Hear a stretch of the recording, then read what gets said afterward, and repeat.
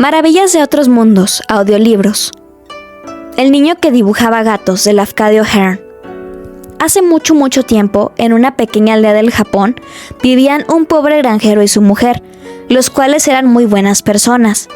Tenían muchos hijos y les resultaba muy difícil alimentarlos a todos. El mayor de ellos, al cumplir 14 años, ya era suficientemente fuerte para trabajar con su padre, y las niñas aprendieron a ayudar a su madre casi desde que comenzaron a andar. Pero el más pequeño de todos, que también era un niño, no parecía servir para el trabajo duro. Era muy listo, más listo que todos sus hermanos y hermanas, pero era pequeño y débil, y la gente decía que no crecería mucho más. Por eso sus padres pensaron que lo mejor para él sería que se hiciera sacerdote en lugar de granjero. Un día lo llevaron al templo de la aldea y pidieron al bondadoso sacerdote que allí vivía que aceptara al chico como su acólito y que le enseñara todo lo que el sacerdote debe de saber. El anciano se dirigió amablemente al muchacho y le hizo algunas preguntas difíciles.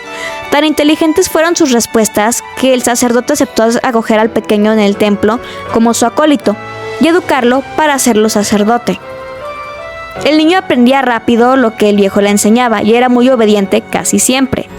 Pero tenía un pequeño defecto. Le gustaba dibujar gatos durante las horas de estudio y dibujarlos además en lugares donde no se debe dibujar gatos. Cada vez que se encontraba solo, dibujaba gatos. Los dibujaba en los márgenes de los libros del sacerdote y en todos los biombos del templo, y en las paredes y en las columnas. Varias veces el sacerdote le dijo que aquello no estaba bien, pero él no paró de dibujar gatos. Lo cierto es que dibujaba porque no podía evitarlo. Tenía lo que se llama el genio de un artista, y por esa razón no encajaba con la vida de acólito. Un buen acólito debe de estudiar libros. Cierto día, tras haber dibujado algunos cuadros estupendos de gatos en una pantalla de papel, el anciano sacerdote le dijo: «Hijo mío, debes marcharte de este templo. Nunca serás un buen sacerdote, pero tal vez llegues a convertirte en un gran artista.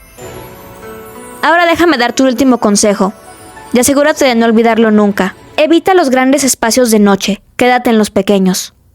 El niño no entendía lo que el sacerdote quería decir con la frase «evita los espacios grandes, quédate en los pequeños».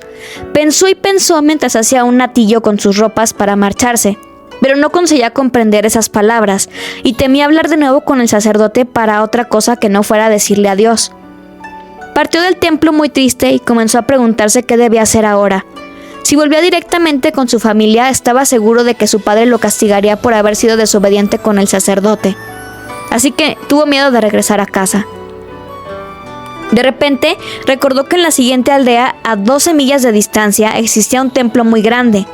Había oído que vivían varios sacerdotes en aquel templo, y decidió dirigirse allí y pedirles que lo admitieran como su acólito. El templo se encontraba cerrado, pero el niño desconocía ese hecho. La razón del cierre era que un duende había espantado a los sacerdotes y se había apoderado del lugar. Algunos bravos guerreros habían acudido al templo de noche para matar al duende, pero nunca habían vuelto a ser vistos con vida. Nadie le había contado al niño nunca estas cosas, así que se dirigió caminando hasta la aldea con la esperanza de ser tratado amablemente por los sacerdotes. Cuando llegó al lugar ya era de noche y la gente se había acostado, pero vio el gran templo en una colina, al otro extremo de la calle principal, y distinguió una luz en su interior.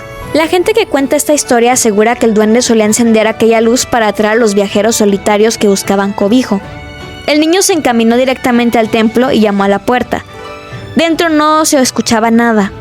Llamó y llamó, pero seguía sin aparecer nadie. Finalmente empujó con suavidad la puerta y comprobó con alegría que no estaba cerrada con llave.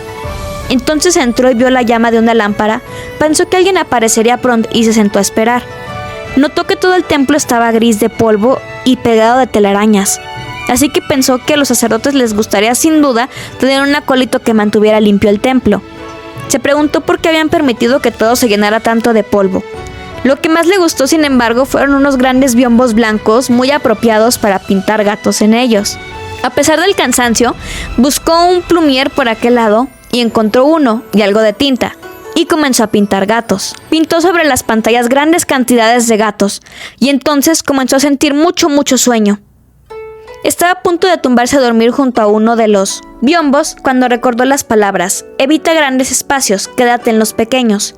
El templo era muy grande, él estaba completamente solo y cuando se acordó de aquellas palabras, aun cuando no las entendiera muy bien, empezó a sentir por primera vez un poco de miedo y resolvió buscar un espacio pequeño para dormir.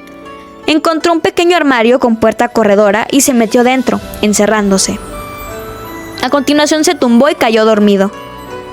A las altas horas de la noche, lo despertó el ruido más terrible, un ruido de lucha y de chillidos. Era tan horrible que tenía incluso que mirar a través de la rendija del pequeño armario. Se mantuvo tumbado muy rígido, aguantando la respiración por el miedo. La luz que había en el templo se apagó, pero los terribles ruidos continuaron y fueron aumentando hasta que de repente todo el templo tembló. Tras un largo rato llegó el silencio, pero el niño seguía teniendo miedo de moverse. No lo hizo hasta que la luz del sol de la mañana brilló a través de los resquicios de la puerta del armario. Entonces el niño salió de su escondite cautelosamente y miró a su alrededor, y luego que en el medio yacía muerta una rata enorme, monstruosa, una rata duende, más grande que una vaca. Pero ¿quién había podido quitarle la vida? No se veía hombre ni criatura alguna. Estaban rojas y mojadas de sangre. En ese momento supo que el duende le habían quitado la vida a los gatos que le había dibujado. Y también entonces por primera vez entendió el sabio consejo que el anciano sacerdote le había dado. Evita grandes espacios de noche, quédate en los pequeños.